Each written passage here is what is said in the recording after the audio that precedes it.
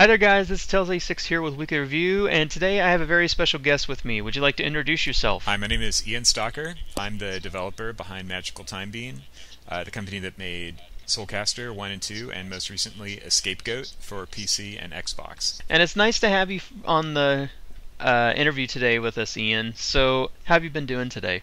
Doing great. Just got back from LA this morning. I was at the Indiecade Festival for the last, I guess, 5 days, and that was pretty awesome. Oh, that's cool. I bet you met a lot of indie-based developers and stuff there, and a lot of fans. Yeah, tons of developers there. Like it's the show's growing a little bit every year, so That's cool. yeah, it's always great to meet people there. That's cool. Okay, so we have a bunch of questions, questions from both my Facebook account and from my actual YouTube that I have to ask you. So we're just going to go through each question and just see what we can get an answer back from you. So the first Maybe. question we have is from Alpha12, also known as Gregory Harris on YouTube, and his question is, what made you decide to become an indie gamer over the main gaming industry? So in other words, like why did I choose to be an independent developer? Yes, sir.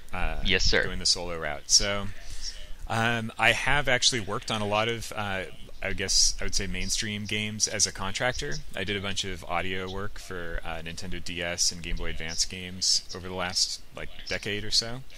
So I have worked on mainstream games. I've just never been in-house. So I guess it's just kind of my personality has been to be more independent, like not be an in-house employee for whatever reason. It gives me some freedom to set my own hours and take things kind of project-based.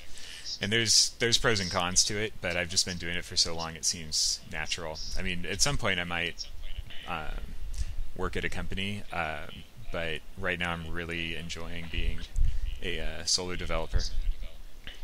And there's nothing wrong with that. And I mean, like you said, I mean, there's lots of different types of games and stuff that come out and everything from like different types of developers and stuff. But there's nothing wrong at all with being an indie game developer at all, because it gives you more freedom, I guess you could say, to be able to create your own stuff instead of having to dwell on like a different company and everything, right? Yeah, a lot of larger games, mainstream games are in production for a long time, over a year, and I haven't yet spent more than a year on any one game, so I do enjoy being able to move from project to project and not be stuck on something for a really long time. So I think that's like one of the Exactly. biggest advantages, I would say. Exactly. And plus it makes it so that you are the one that's developing it, so you know what you want to have go in it, and you don't have to have any kind of restrictions or anything like that when you're creating it. Well, And that's also one of, I think, the other things, I guess, that would also be good as a indie game developer, right? let me say there are restrictions, maybe even more so Okay. than a mainstream game, because like it's a shoestring budget. I'm working on my own. I can't really afford like a team of artists or 3D modelers or anything like that. So the restrictions are I have to work within the landscape of what I can do on my own and what I can get friends to do for me, such as playtesting and bouncing ideas off them. So it is pretty heavily restricted, but on the other side, creatively, I guess I can do a lot more. I don't have to worry about, I don't know, maintaining like a certain amount of minimum sales to make the project worthwhile. It's just, can I get the game done? Exactly. Exactly. Okay, so the next question we have is from Mega Retro Geek, also known as Tim Brown from Facebook. He asks, what games inspired you to create SoulCaster, SoulCaster 2, and a Scapegoat? So there's definitely a ton of games. Like I've been playing games since I was a little kid, and so like there's probably hundreds of games that have inspired me in subconscious ways. Okay. The SoulCaster series were pretty directly inspired by tower defense games, of which Desktop Defense is probably my favorite. Also Gauntlet, which is pretty obvious, and There's also a game I called used to remember playing Gauntlet when I was a kid too. Gauntlet was awesome. Gauntlet is awesome. It's kind of a quarter muncher from a design perspective. It's kind of designed to just take your money, but it was revolutionary, and it did create kind of the dungeon crawler hack and slash genre. There's one other game called Soul Blazer for Super Nintendo, which kind of became a model for how each level works in SoulCaster, where they have these monster generators that have a finite number of monsters they spawn, and then like when you destroy them, it kills the generator, and then maybe advances the level, something like that, or gives you a treasure. That's cool. And, That's cool. As for a scapegoat, biggest inspiration was a DOS game called Jetpack, which is a single-screen puzzler. It's kind of an extension of like a really early single-screen puzzler called Lode Runner. And I just wanted to have something where it's like everything fits on one screen. It's all grid-based. It's just made of basic ingredients, and put together a puzzle or a maze or something. So some people say Solomon's Key is what it reminds them of. That was never a Yeah, direct I was one of influence. those. I was one of those. I went and said that Solomon's Key, even though like I said in the review, I didn't play like a ton of Solomon's Key. I have played enough of it to be able to understand the basics about how the game was controlled, and I thought the exact same thing though.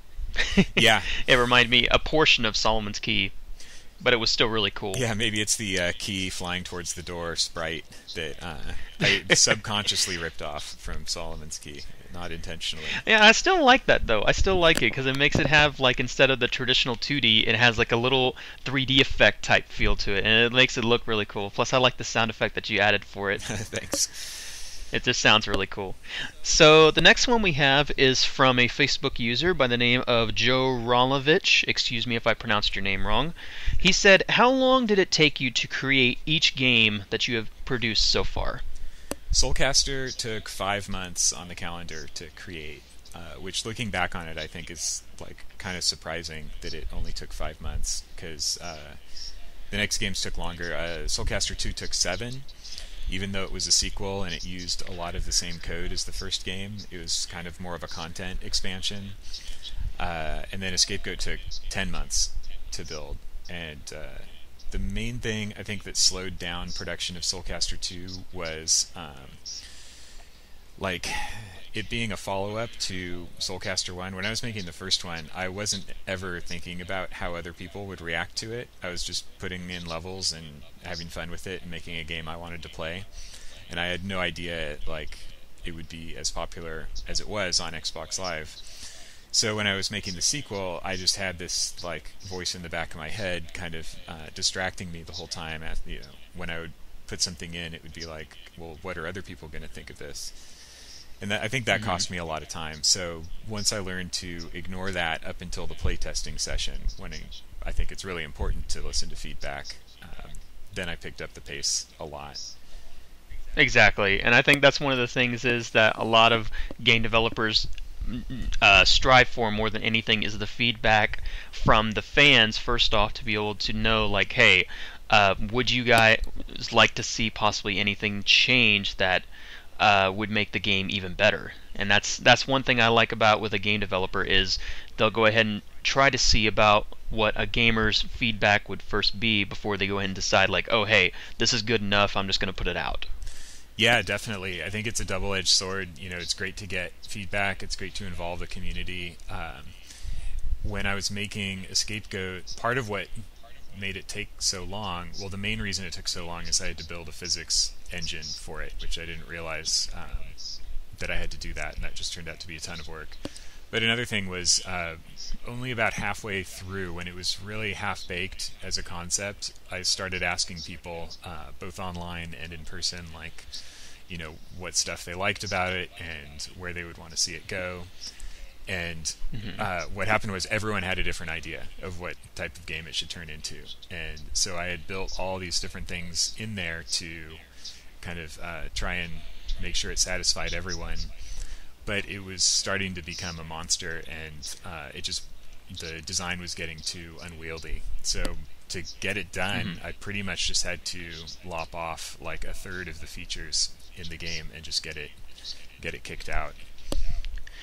Maybe if another thing, if you ever eventually want to go back to it, maybe you could come out with like a complete version or a complete edition that shows off all the features that you wanted to bring back and everything. Yeah, it's totally possible that some of the stuff I had prototyped can make its way into a future game. All right, so good question. So the next one we have is there any chance in the future that we will be seeing any of your previous games, including a Scapegoat, possibly coming to platforms such as the PS3, the Wii U, or the 3DS? This is a great question. I don't have a firm answer for that right now. Like, I would love to bring my games to all of those platforms. The main obstacle is my games, having been written in XNA and C Sharp, would need to be fully translated to C++ to work on those systems. And I don't know if I would be able to do that single-handedly. So I would either be hiring someone to do that for me, or yeah, something along those lines, or getting a publisher to take care of that. So yeah, that's the main obstacle, and the main reason I'm not like gung-ho about other platforms like that just yet. Okay, that's good though. At least there may be hope. There may be hope that a Scapegoat, because I would love to see a Scapegoat on a handheld. I would really love to see it on a handheld, be able to carry it around with me and everything. Even if it didn't have the full effect of a 3D effect in it, that would still be fine. I would still like to see the puzzling be able to at least be taken effect on a handheld. Yeah, Sony had a big presence at Indiecade, and I've talked with the guys. I have a decent connection with some of the guys from like the Vita team, and it's really something I'd love to do. So we'll see. All right. So the next question we have is from Austin Anderson from Facebook. He asks, "How long have you been in the industry, and do you have plans to continue developing indie games?" I first worked on games in 2002 when I made the music and sound effects for Harry Potter and the Chamber of Secrets Game Boy Color and Lord of the Rings: The Two Towers Game Boy Advance. And that was when the Game Boy Advance first came out, so that was like close to launch for that system, I think.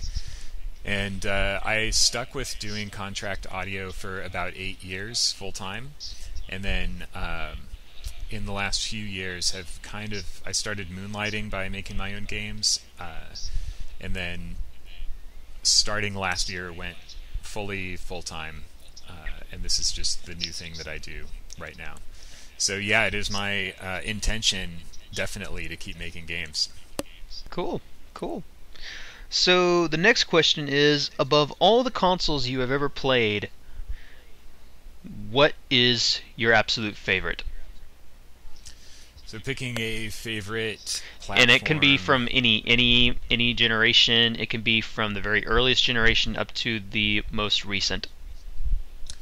I would probably say, in terms of like what made me really interested in games and interested in the design of games, and I have a lot of like nostalgia for it, would probably be the 16-bit era with the Super Nintendo.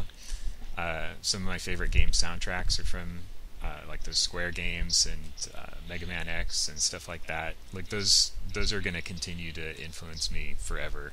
Exactly. And that's the same way with me. I mean, I grew up with the Super Nintendo, and I mean, I had a lot of just nostalgia for looking back to it now. I mean, Super Nintendo games still hold up to the bar in terms of both graphics and by sound.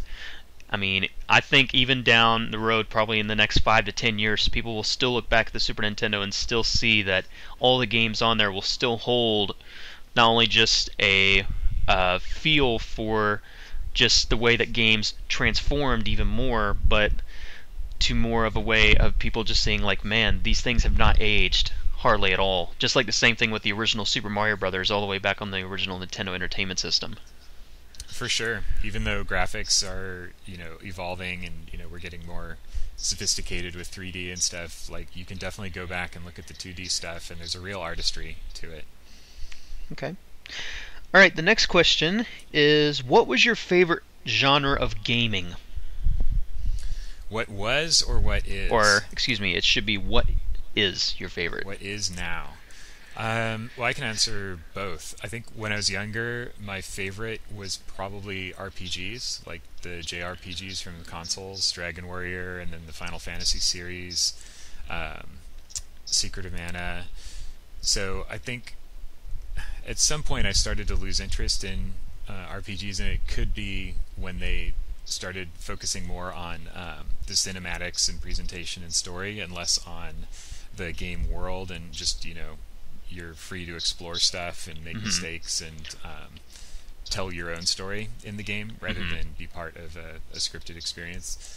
So I would say for modern games, I really like third-person action games like Bayonetta, Devil May Cry, God of War series. Those are some of my favorites. And I think Dark Souls is like one of my all-time favorite games. And so I guess you could call that kind of an action RPG. Okay, that works. Cool. That's cool. All right. So the next question is from Tails Channel, which is from Matt. He asked, "What is it like being a game developer?" How much time do we have?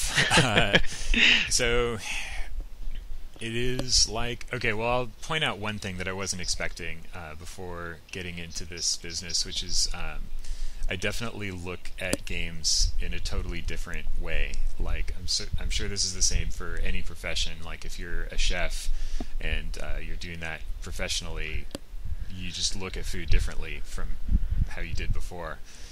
And in some ways, it's a sacrifice of, like, it's really rare for me to really get excited about a new game that's coming out. Like, uh, it's usually like, oh, I can just objectively observe, like, oh, they're doing this marketing strategy for it. Oh, like, these people worked on it, uh, and I have to realize that it is like a piece of entertainment. I'm supposed to, like, you know have a good time with it and not just be analytical about it. And that's just become the default, like, whenever I look at games. And yeah, I mean, I was just at a gaming conference for 4 days and it was all about games, yet it wasn't just 4 days of, like, the type of fun I had as a kid with LAN parties or staying up Exactly. all night playing games. It's Exactly. just changed things. It's just business, just more business practice, but also still having a portion of the fun to be able to get you at least interested enough to be able to be there, I guess. Yeah. And being at PAX, actually, I was at PAX Prime this year, and that was really cool to see, to be at a conference that's about fans first and foremost, and to show my game and see people who are actually, like, just really excited to play games. Hmm. Developers, we can all, like, appreciate one another's work, but you know, we have our own opinions about stuff. We can see kind of behind the scenes and Hmm. communicate in a different way. And so to see people with that, like, kind of wide-eyed wonder and love of games again was really energizing for me. And it's just great to also, again, like we said earlier, hear the feedback from not only just the fans, but the people that are seeing you working on your games and everything. Correct? Yeah, yeah. Seeing people's reactions to my games is just, it's always really fun. I love demoing. Okay. So the last question that we have is actually from Sonic's channel, also known as Wii-kly Games and Michael Hunter, and he asks, "What type of goals do you wish to accomplish as a video game developer? And are you interested in working with a major gaming company in the future?" So my goals as a developer, okay, my main one is kind of just a self-preservation survival goal of getting my income level back to where it was before I started doing the indie thing full time. Like, doing contract work, I was pulling in a decent salary and was pretty comfortable. The current situation is it's really hard to start a new game company and immediately make tons of money with it. Like, you hear Exactly, about especially mega with success stories like Minecraft and World of Goo and stuff like that. Some people are really successful right out of the gate, uh, but yeah, it's a constant struggle. This year has pretty much just been focused on marketing and distribution deals and bundles and trying to get the attention of Valve for Steam contract, that sort of thing. Yes. So that's the immediate goal. Long-term goals, like, or guiding principles, I would say I want my games to be digestible in like single play sessions, so 1 to 2 hours, maybe like 3 hours maximum, kind of like sitting down to watch a movie. If there's more content than that, I would want it to be segmented so that you're not just playing it all at once. And I also like to have games where people feel like they express themselves a little bit, like they can beat the level their own way. Okay. So, guys, that's really it for all the questions, really. But Ian, I really want to thank you for first off for joining me in this interview. I mean, it's a true honor to finally meet you and to be able to actually just not only just hear your opinions, but just to have you by here and just to have a good chat with you.